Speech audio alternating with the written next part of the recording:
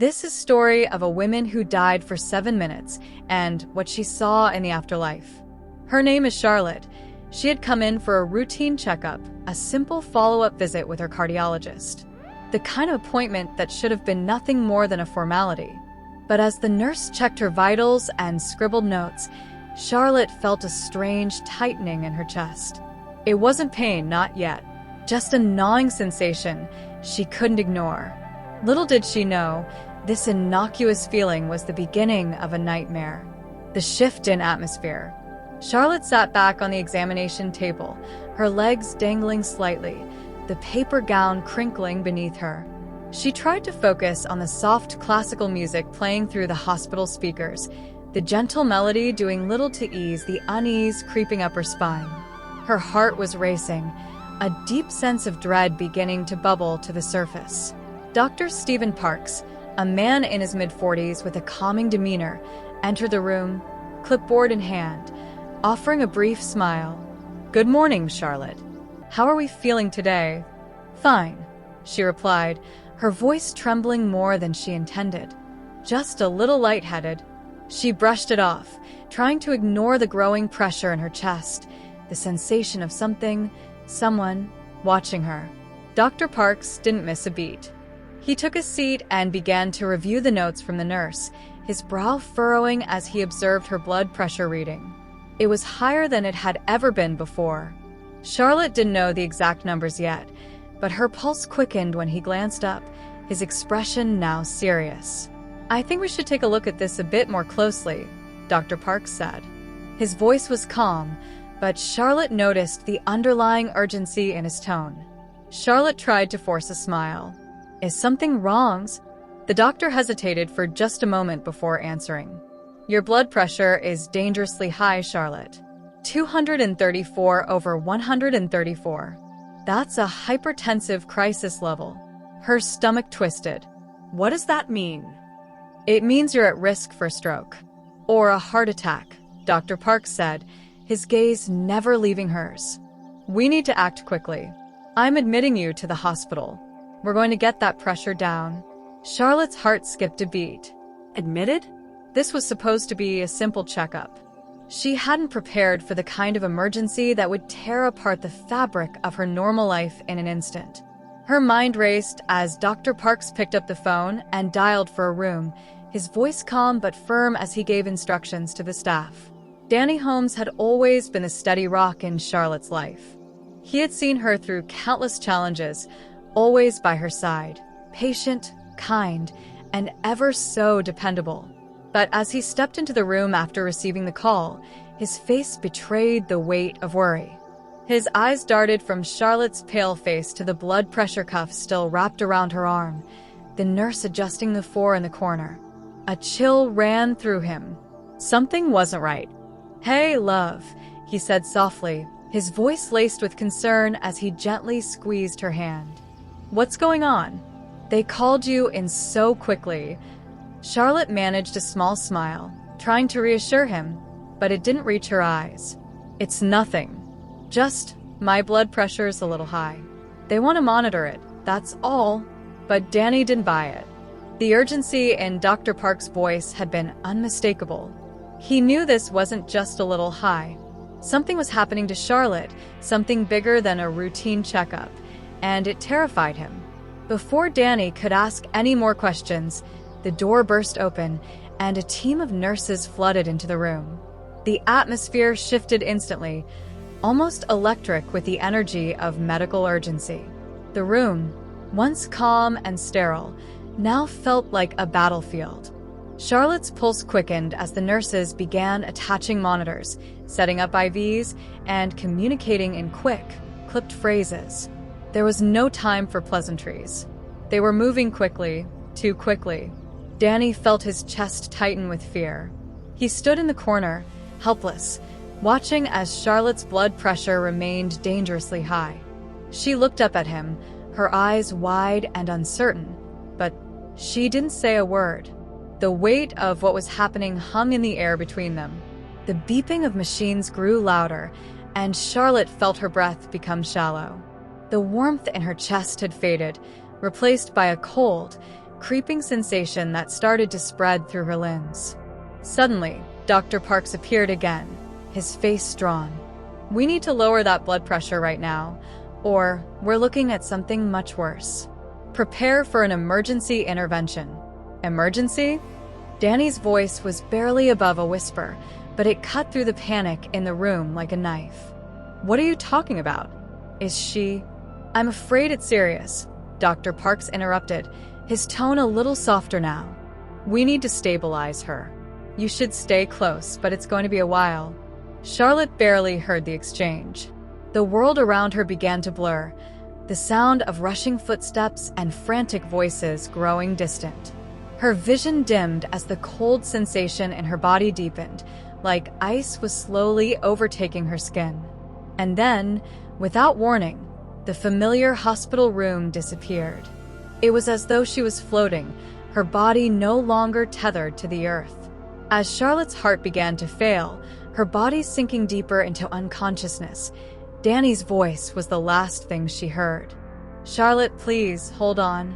But the words seemed far away, fading into nothingness as her body gave up. With her blood pressure off the charts, her heart finally gave in. There was nothing the doctors could do. Charlotte Holmes was clinically dead. Her body lay still on the examination table, the beeping of the heart monitor replaced by a flat line. A hush fell over the room as the medical team moved into action.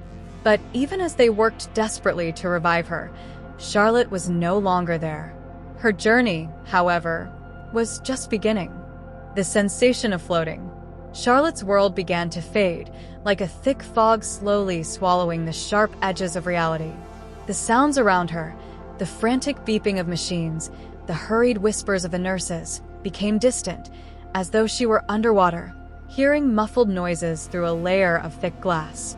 It felt as if something was pulling her, gently at first, and then with more certainty. Her body, once so heavy with the weight of panic and fear, felt lighter, almost weightless.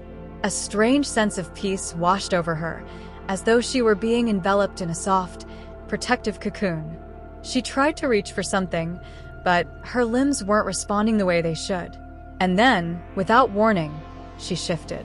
It was as though the entire world around her tilted, and suddenly, Charlotte was no longer inside her body. Instead, she was above it, floating in midair, her consciousness rising higher and higher. From this vantage point, she saw everything. The medical team still working frantically, the bright hospital lights, the cluttered counters. But it wasn't just the room she saw. It was like she was watching the world from a distance, as if she had become one with the very air around her, a silent observer. Charlotte could see herself lying on the examination table, the faint rise and fall of her chest barely visible. Her body looked so small, so fragile. She could see the nurses hovering around her, their faces etched with concern, their hands moving quickly as they worked to save her life. But the most startling thing was the feeling that overwhelmed her. It wasn't fear, like she might have expected in such a dire moment. No. Instead, it was a deep, unshakable calm. Her body, her old self, was down there, vulnerable, struggling, but she didn't feel connected to it anymore. Her gaze drifted to the corner of the room, where Danny stood, leaning against the wall. His face was pale, his hands clenched in fists at his sides. He looked lost, helpless. Charlotte felt a pang of sorrow for him. She wanted to reach out, to hold him, to tell him everything would be all right. But she was beyond him now. She wasn't there anymore. She watched as Danny's lips moved, but she couldn't hear what he was saying. His voice was muffled, distant. His eyes were wide with fear, and Charlotte felt his worry and love like a tangible force. But it wasn't real anymore. She wasn't in her body, not really. She was outside of it, detached. It was surreal, like watching someone else's life unfold. She felt as if she were no longer bound by the limitations of the earth, the limits of flesh and bone. It was as though she had transcended into a new plane entirely, the feeling of freedom. With each passing moment, the world below seemed to blur more. The panic and urgency of the medical team, The hushed conversations between doctors and even Danny's frantic movements seemed distant, less important, as though they were fading into the background. A sense of pure liberation swept over Charlotte. For the first time in what felt like forever, she was free. Free from her body. Free from the constraints of pain, fear, and worry. It was as if the weight of the world had been lifted from her shoulders. Her soul, no longer anchored to her earthly vessel, felt light, floating in a weightless void. She closed her eyes, though there was no need. There was no darkness, no void. Instead, she was surrounded by a soft, radiant glow, like a halo of light surrounding her from all sides. It wasn't blinding. It was soothing, peaceful, gentle. It felt like warmth, like being embraced by something greater, something infinite. And then she heard it, a sound so pure, so beautiful, it made her entire being tremble in awe. It wasn't a song. It wasn't a melody that could be described by words. It was music, the kind of music that didn't just enter your ears, but entered your very soul. The sound was alive, vibrating through every cell in her body. It was as though the music had always been there, woven into the very fabric of her existence. Charlotte wasn't just hearing music. She was becoming the music. Every note, every chord resonated with her, as if she was part of it, part of everything around her. The harmony was perfect, and for the first time, she felt completely connected to it all. The moment of realization. As the music played, Charlotte's awareness began to expand. She didn't know how, but she suddenly understood. She was no longer in the room. She was part of something much bigger, something infinitely more vast. Her thoughts, her fears, her doubts, they melted away. Everything was as it should be. She felt herself moving, almost as if being carried. It wasn't physical movement, more like being drawn along by an unseen force, a gentle current in an eternal stream. Her heart no longer beat in the same way.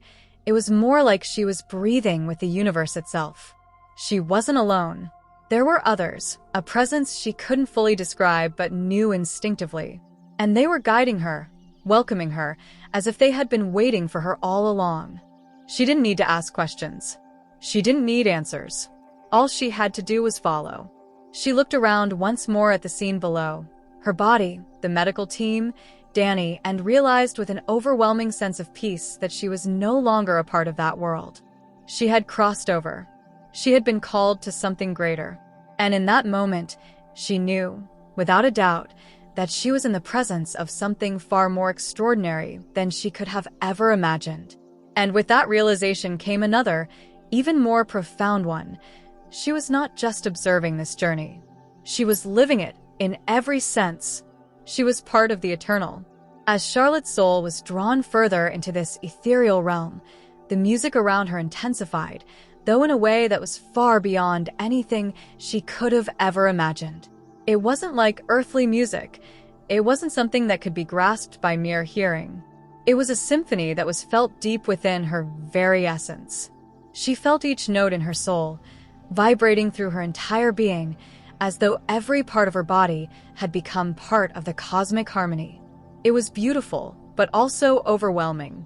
The light around her was not just bright, it was alive. It pulsed, it breathed, it surrounded her in a warmth and radiance that transcended any physical sensation. There was no sun, no light source, but the entire space glowed with a soft, comforting brilliance. She didn't know where she was going or how, but she had the sense that she was being led, gently and lovingly. She didn't need to walk. She simply was. Her very presence seemed to glide, floating forward with no effort, no fatigue. She felt completely at peace, as if there were no separation between herself and the universe. It felt as if she were coming home. And then, as if appearing from the very air around her, she saw something, a figure in the distance, so familiar yet impossible to describe. As she approached, Charlotte's heart skipped a beat. There, standing before her in the most radiant, beautiful light, were figures she recognized instantly. Her mother, who had passed away years before, was standing with a gentle smile on her face.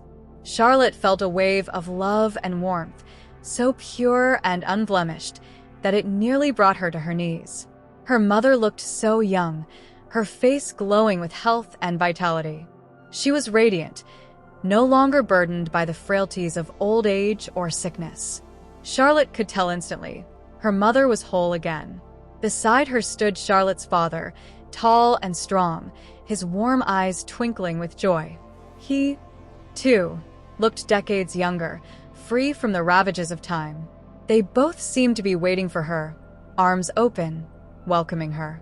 "Mom, Dad," Charlotte whispered, her voice trembling as tears filled her eyes. "We've been waiting for you," her mother said softly, her voice gentle but filled with such love that Charlotte felt it fill every inch of her being. "There is so much peace here, Charlotte. So much love. It's everything you've always hoped for." Charlotte could hardly speak. The overwhelming sense of love and relief that washed over her was more than she could comprehend. It was as if all the sadness and loss she had felt in her earthly life had been completely erased, replaced by something infinitely better. The ache in her chest, the one she had carried for so long, was gone. It no longer existed. "Is this real?" she asked, almost in disbelief. "Is this heaven?"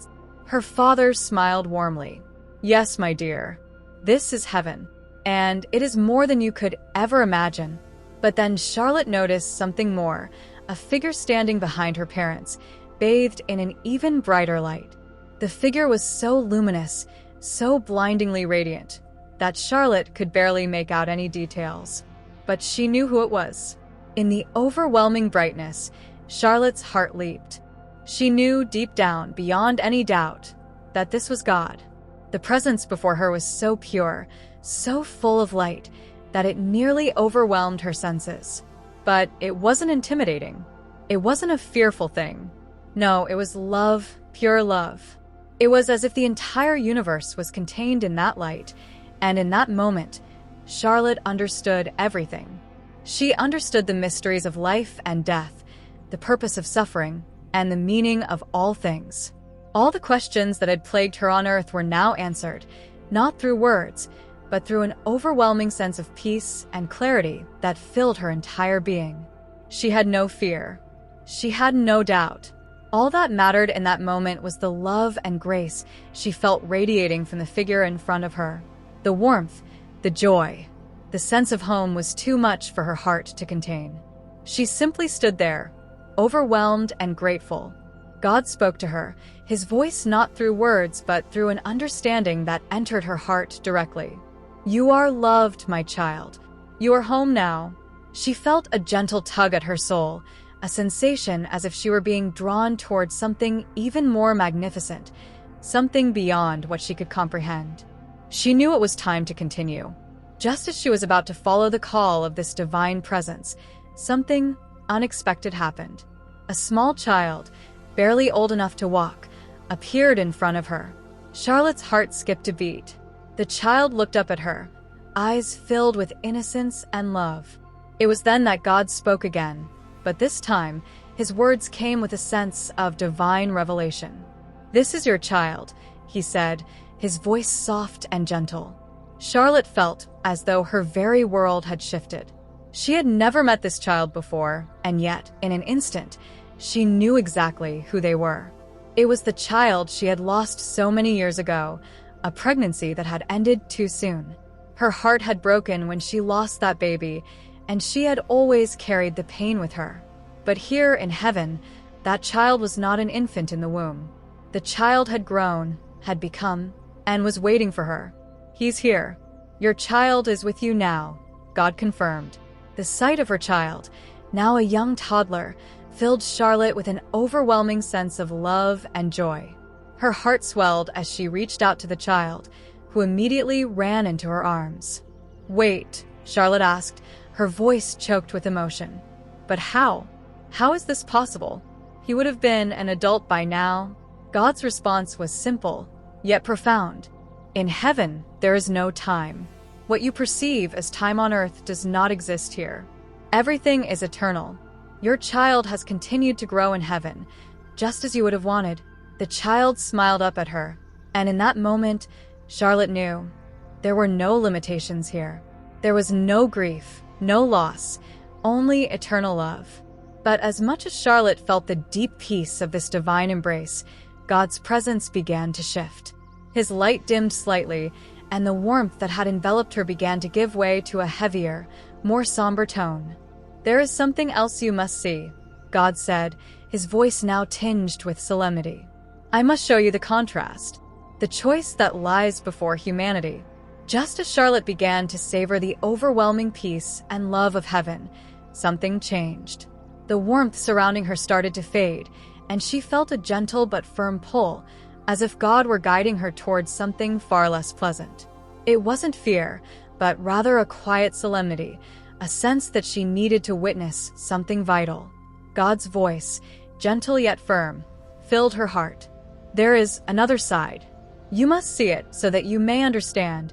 And just like that, the radiant light of heaven dimmed. The music, once so harmonious and all-encompassing, shifted. It was no longer the beautiful, life-giving music of heaven, but something altogether different, darker, more discordant. Charlotte felt herself moving, but not towards something gentle and welcoming. No, this was a journey to something far more unsettling. She descended. The ground beneath her feet felt cold, hard, and unyielding. The air grew heavy, thick with a rancid stench that filled her nostrils and made her stomach turn. The soothing light that had surrounded her was replaced with an oppressive darkness. There were no colors here, no vibrancy, only a dull, suffocating blackness that seemed to stretch on forever. Charlotte shuddered, instinctively drawing closer to the presence of God, though she couldn't see him now. The darkness felt alive, as though it was closing in on her. The heat, the stench, the feeling of being swallowed whole by this forsaken place. It was unbearable. The screams began. At first, they were faint, almost distant. But the closer Charlotte got, the louder they grew. They were the anguished cries of souls in torment, their pain and suffering echoing through the darkness. The sound was unbearable, a cacophony of agony that seemed to rattle her very core. As Charlotte continued to descend, she began to see shapes, shadows, figures trapped in this hellish realm. They were not human, not as she remembered them. They were distorted, writhing in pain, their bodies contorted in ways that defied natural order. Some were wailing in despair, others were clawing at the air, reaching for something, anything, but finding nothing. The stench was worse here, rotting flesh, burnt, decayed, and burned into the very atmosphere. It was a suffocating, rancid smell that churned in Charlotte's stomach. And then she saw it, a pit, dark and endless, filled with flames that roared like hungry beasts. The fire seemed to dance with life, but it wasn't the warm, comforting kind. It was a fire that consumed, a fire that tortured. Souls were being dragged into the inferno, pulled down into the depths by unseen forces, their screams lost in the flames. Charlotte's heart ached for them. She wanted to reach out, to pull them from the fire, but there was nothing she could do. She felt the overwhelming hopelessness of the place, the eternal suffering of those trapped here. Charlotte stood there, frozen in the horror of it all, unable to look away from the suffering. She could feel the weight of every soul, the despair that clung to the air like a tangible force. Then, as if by divine intervention, the voice of God spoke once more, clear and calm amidst the chaos. "I show you this, Charlotte, so that you may understand the choice before humanity. This is the fate of those who turn away from me, who reject the love and mercy I offer." Charlotte felt the weight of his words. She could feel the profound sorrow in his voice. God wasn't angry. There was no rage in his tone, only an overwhelming sadness, as if the fate of these lost souls weighed heavily on his heart. "You have a mission now," God continued, his voice like a soft whisper that resonated deep within her soul. "You must go back, share your story, and bring hope to those who are still lost. Let them know that there is another way. Let them know that this," Charlotte's heart broke as she glanced back at the souls in torment, "is not their destiny." Charlotte's mind was racing, the weight of what she had just seen pressing on her chest. She had seen the beauty of heaven, but now she had witnessed hell, and the stark contrast between the two was overwhelming. How could she convey such a message? How could she make people understand the reality of both places? She turned to God, but he remained silent for a moment, his gaze full of compassion and purpose. "You are not alone, Charlotte. I am with you always. You are my messenger, and I will guide you." As soon as God spoke those words, Charlotte felt herself being drawn back to her body, back to the earthly realm. She didn't understand how it was happening. There was no gradual transition, no slow descent. It was more like being pulled, almost violently, from the peace of heaven and thrust back into her physical body. The pain returned. The pain she had left behind when her heart stopped. The sharp, deep, intense pain that had been there when she was dying. Now it was back with a vengeance. Charlotte gasped, her body jerking as her soul re-entered. The blinding light of heaven dimmed, replaced by the sterile, harsh lighting of the hospital room. The weight of her body felt so much heavier than it had before, as if the suffering of the world had settled back into her chest. But one thing was different. She wasn't the same person anymore. She had seen heaven, she had witnessed hell, and she knew, without a doubt, that her life now had a purpose greater than anything she had ever known before. As Charlotte's consciousness returned to her body, the intense pain of life flickered back into her being. She could feel every muscle, every breath, each one heavy with the weight of her return. Her body, once suspended in peace, now seemed foreign and full of aches. But in the midst of the physical discomfort, Charlotte felt something else, a deep, unshakable sense of purpose. Her eyes fluttered open, and she saw Danny, her husband, standing by her side. The look on his face told her everything. He was overwhelmed with emotion, tears welling in his eyes as he realized she had returned. "I knew you'd come back to me," he whispered, his voice breaking. But Charlotte knew this wasn't just about coming back for her family. She had seen the other side, the beauty of heaven and the torment of hell, and she understood now that she had a message to share. She was entrusted with the knowledge of both realms, with a task of spreading hope and salvation to those who were still living. Once Charlotte had fully recovered, she began speaking publicly about her experience, sharing her story of heaven and hell with anyone who would listen. She spoke about the overwhelming love and peace she encountered in heaven, the light and beauty that surpassed all understanding.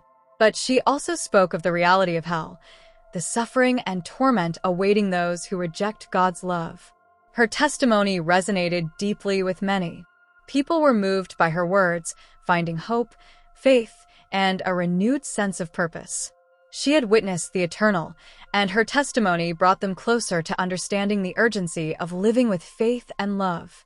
Through her public appearances, Charlotte not only found healing for herself, but also began bringing others to Christ. Her experience had not only saved her own soul, but had become a guiding light for others. She felt empowered and equipped, knowing that God was with her, leading her on this mission to share the truth. Her story continued to touch lives as Charlotte's message spread. Heaven is real, and it's more magnificent than you could ever imagine. Hell is real, and it's a fate none should choose. Charlotte's life after her NDE became a journey of fulfilling the divine mission she was given, to offer hope, share the truth, and bring others closer to the light of God.